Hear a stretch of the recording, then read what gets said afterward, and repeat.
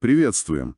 Сегодня мы погружаемся в историю Центральной Азии, конкретно начала XVI века. Да, очень интересный период.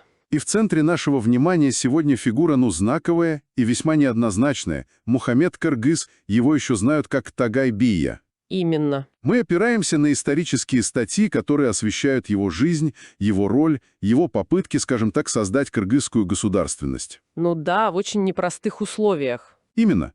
Это же эпоха доминирования Моголистана, такого, знаете, осколка Монгольской империи. Который сам трещал по швам, в общем-то. Вот.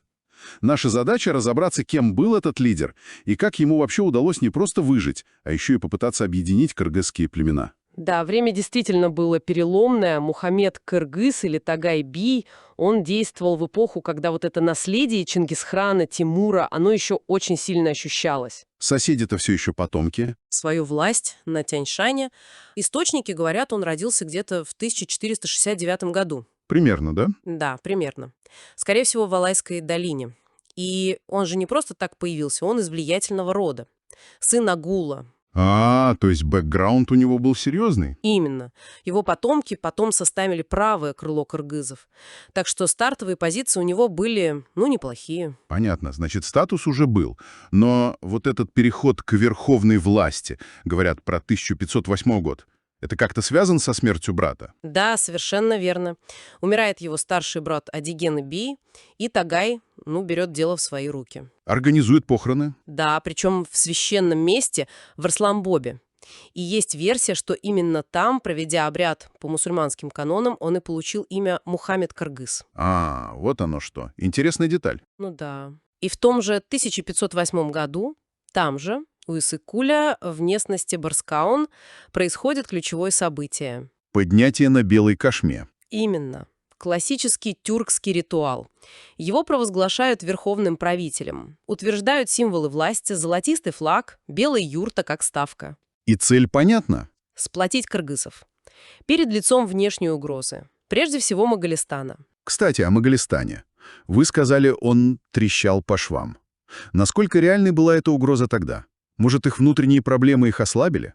Ослабили, безусловно. Там же после смерти Ахмедхана началась жуткая междоусобица между его сыновьями. И Мухаммед Кыргыз этим. Воспользовался. Причем очень грамотно. Он проявил себя как, такой тонкий политик. В чем это выразилось? Он поддержал одного из претендентов на могольский престол султан Саид-хана, помог ему в 1514 году захватить Кашгар.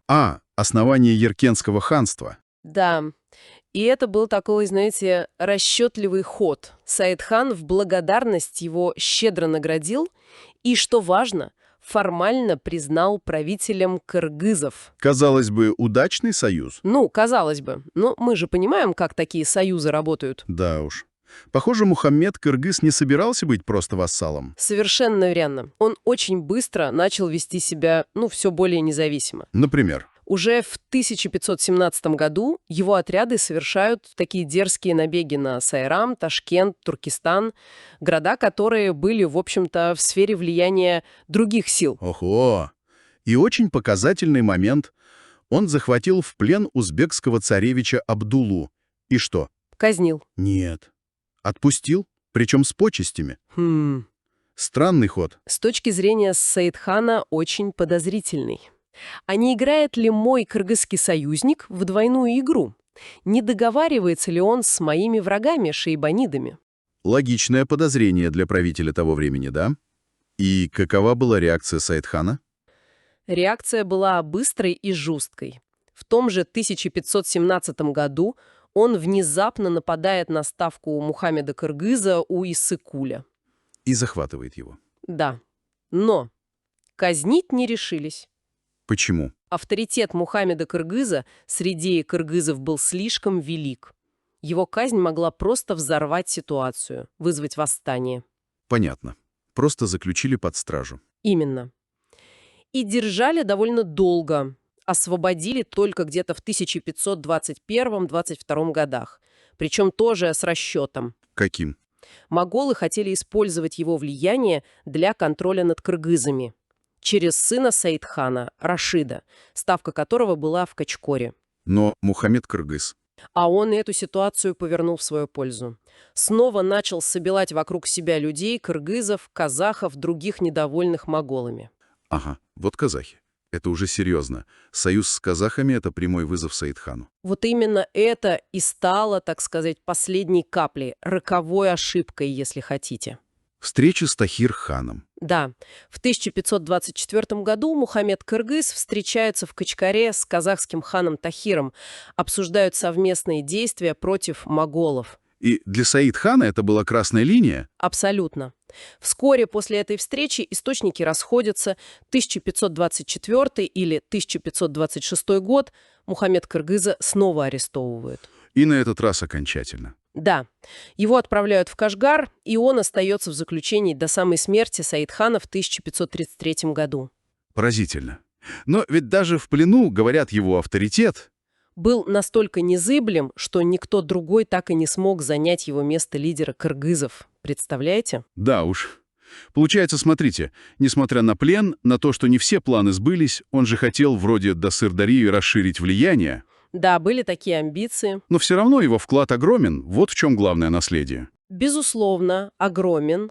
Мухаммед Кыргыз, он же Тадайбий, это одна из ключевых фигур в становлении кыргызской государственности.